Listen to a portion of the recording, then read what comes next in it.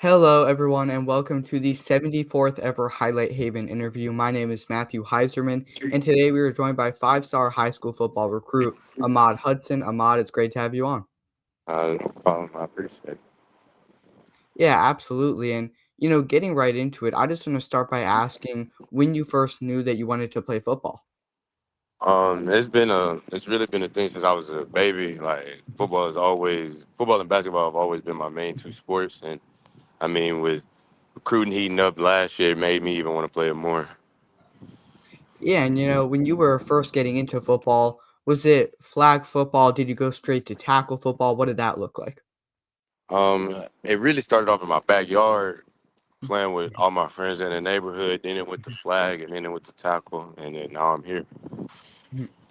And, your dad, Antonio Hudson, was a star basketball player at LSU. How would you say his athletic background impacted your decision to start playing basketball and football to begin with? Ever since I was younger, with basketball, he's always had me in the gym, so that really made my love for the game heat up. And then football, I've always been so athletic. So, I mean, I really haven't had to do anything but run. But now, I mean, a lot more is translating to my game with football and basketball and the footwork with it. So, I mean, it helps really to just play both. And when you started playing football, were you always a tight end, or were you more of a utility guy playing all around the field? I was actually a quarterback. Mm, So, I first planned on coming up to high school and playing quarterback, but I moved to receiver in my freshman year. mhm. And then I got the offer from LSU, and then we moved to tight end. And then that spring, when I moved to tight end, everything just blew up. And then I know we mhm. And then I know we touched on this a little bit earlier, but along with football, you also play basketball. And this past season, as a sophomore, you averaged 19 points per game to go along with 13 rebounds per game. And then in February, you had a game where you had 38 points as well as 21 boards. Did you start playing basketball around the same time that you started playing football, or is that something that you picked up separately? At first, it was actually basketball, just because that's what I was around, and my mom was scared I was gonna get hurt playing football. Mhm. First was basketball, and then once I picked up the football, I can't put both down at Mhm. all. So. And, as a dual sport athlete, in what ways has, playing basketball helped you with football? And then on the other hand, how has football helped you with basketball? Footwork with basketball Mhm, contributes all the way to football. I mean, basketball footwork contributes all the way to football because mhm. I mean, like I do a lot of the stuff with cutting and moving, and I have to do a lot of defense. And then playing basketball, also going up and get rebounds, allows me to be able to go up and catch any jump ball at any time. And, previously you stated that you would like to continue to play both basketball and football at the college level. And, what does the training look like when you're constantly going back and forth from one sport to the other? And, how are you able to balance the two? It's a lot of conditioning with it. I Mhm, mean, trying to stay in two different shapes with between running routes and mhm. coming back and being able to do it all over again, and then running down the court and getting rebounds and running back. So it's a lot of running with it, but I mean, I train more basketball heavy because I play basketball more in the year than I do football because football is only in the fall. And I got spring and summer basketball. So really, when I train for basketball, I like to lift weights Mhm. because it also gets me up with football to be able to stay in shape and not lose any type of weight. Now, when you said that you wanted to play both sports in college, is that going to impact your decision in terms of what college you're going to commit to in any way? Yes, it will. I mean, if a school isn't allowing me to play both, I won't even consider that school. A lot of the schools aren't allowing me to play both. So that's why I really Mhm, haven't been able to pick and choose between which mhm. schools I want to stop talking to, which schools I want to continue talking to. Now, as the top-rated tight end in the class of 2027, what's one thing that you really take pride in when it comes to your play style? Being toughest. I mean, freshman year, I got bullied around a lot because me switching from quarterback, I didn't have to do a lot. So coming in the last year, my sophomore year, I took pride on being tough, one of the toughest people on the field Yeah. because I can't being a tight end. You have to do a lot of things, and I mean you can't. One of them is you can't be bullied. So Mhm. I always like to bully the bully, and I mean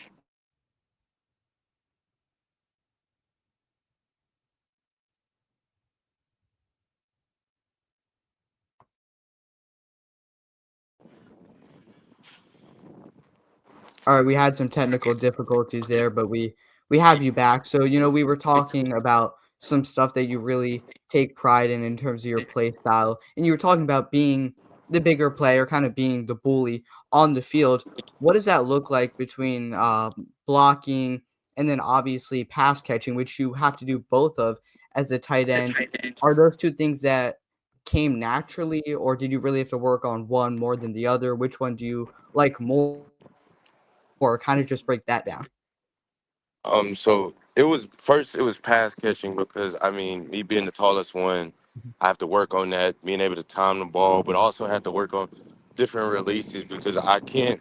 I like to bully the bully, but I always can't bully the bully. So, I mhm, mean, it's really just being tough coming off that line because mhm, them DBs not gonna care who you are or what yeah, you want to be or what you want to do. mhm, I mean, I just got to be tougher than them, and then blocking coming in. I mhm, mean, I'm like 6'7", so I have to get a lot lower, and then they be a lot aggressive going after my knees. So with me being more aggressive, I get to take them out before they get to take me out.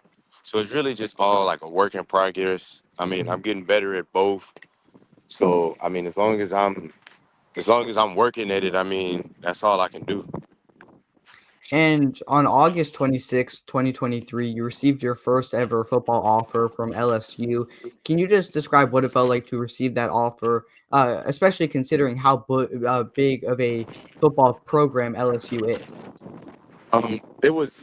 I ain't gonna lie, it was one of the best feelings of my life because Mhm, I've like mhm, LSU have always been my dream college. So like for them to be my first ever offer, like that mhm, really like put me to the point where I wanted to work harder because I was about to quit football, but with them offering me and just telling me to keep working, I mean, mhm. I just kept working and I had 24.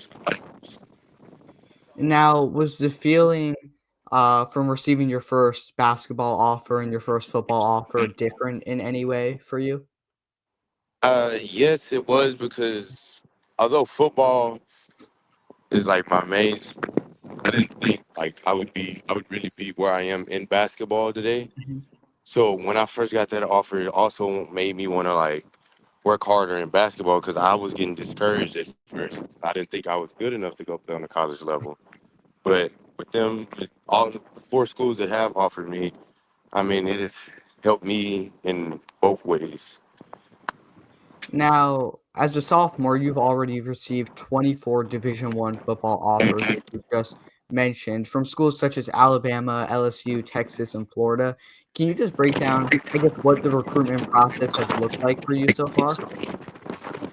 It's been pretty chill. It's not because Mhm, since I'm a sophomore and they can't technically talk to me, it's been pretty quiet. You know, when I take visits to schools, that's when they really show me as much love as they possibly can. But mhm, other than that, I mean, it's been chill, and I've like liked it so far as mhm. it's been chill. But once it starts to heat up after June 15th, I might have to get another phone.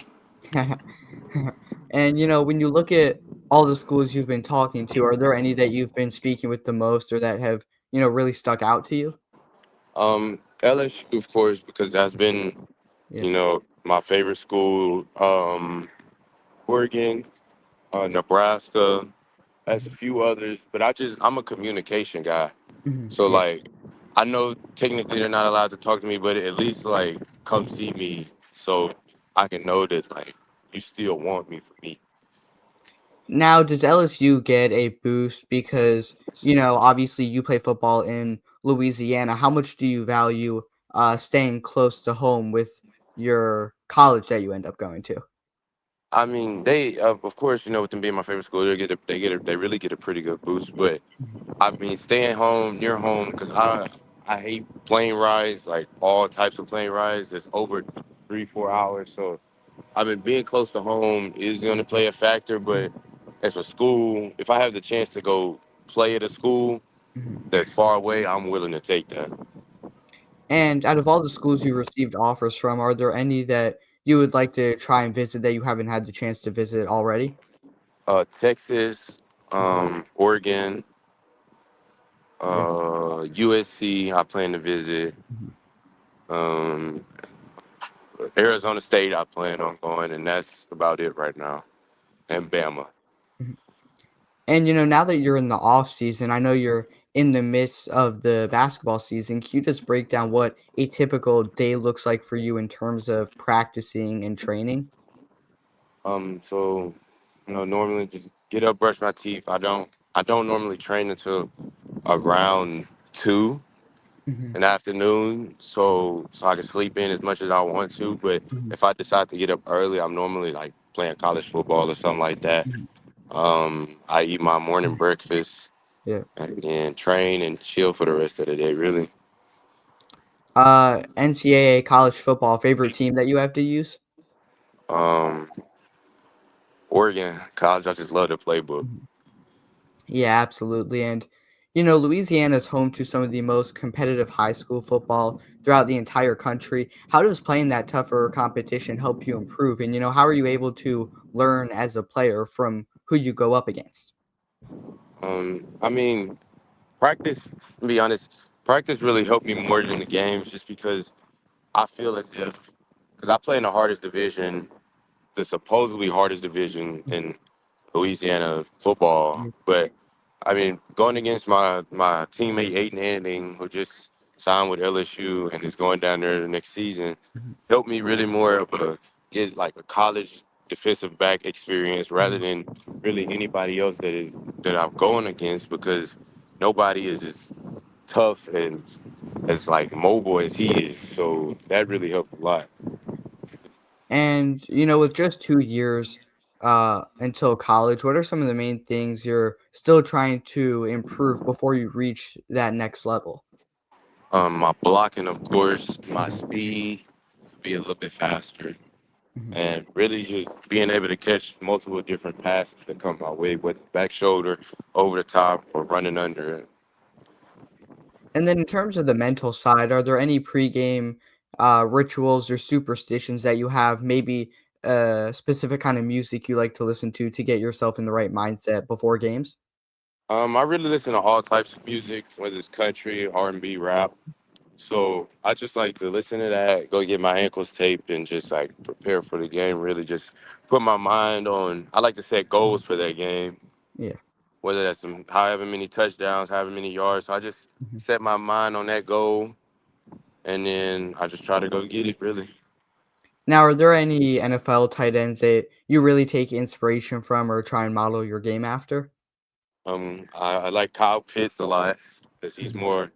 he's a receiving tight end, but he Yeah. also can get down there and block. George Kittle, with him being the highest paid tight end that just happened. And that, I mean, that's really who I should be looking after. So it's really just them two, because Mhm. they're receiving tight ends, but they can also block. Now, what's one thing that you don't think the average fan necessarily knows about the tight end position? That is, besides quarterback, it's the hardest position on the team. You have to, Mhm. because really in college, you have to know the coverages, you have to know Mhm. which routes to run, you have to know which blocking assignments you have on that specific play. Mhm. You got to know your matchup, what's Mhm. his weaknesses and his strengths. So I think really the average football fan doesn't know how hard it is to be a tight end. Yeah, 100%. And during your final 2 years playing high school football, are there any personal goals as well as team goals that you are really looking forward to potentially achieving?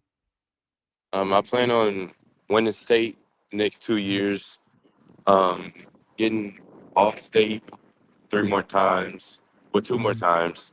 I Yeah. got my first one this year.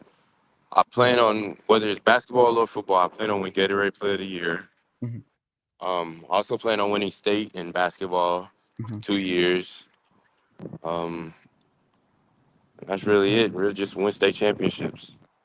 Yeah, I love to hear that. And on September 15th, 2023, you had an unbelievable one-hand catch against Cabot High School.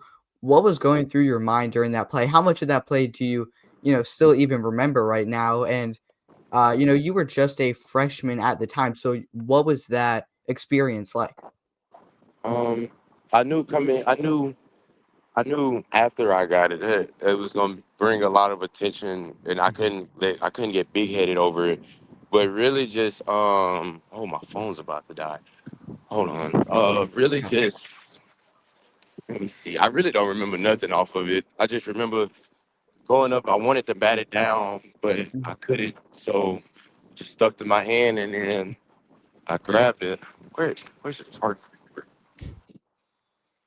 And then, I do have one final question to ask before we wrap things up. What's one random fun fact that you don't think the average person knows about you, just so the people watching can get to know you a little better? Um, so a lot of people in my family don't even know this, but I actually wasn't supposed to make it out of the hospital, which is crazy. So I mean, really, all this is just God's work, really. So I mean, yeah, that's really about it. I wasn't supposed to make it out the hospital alive.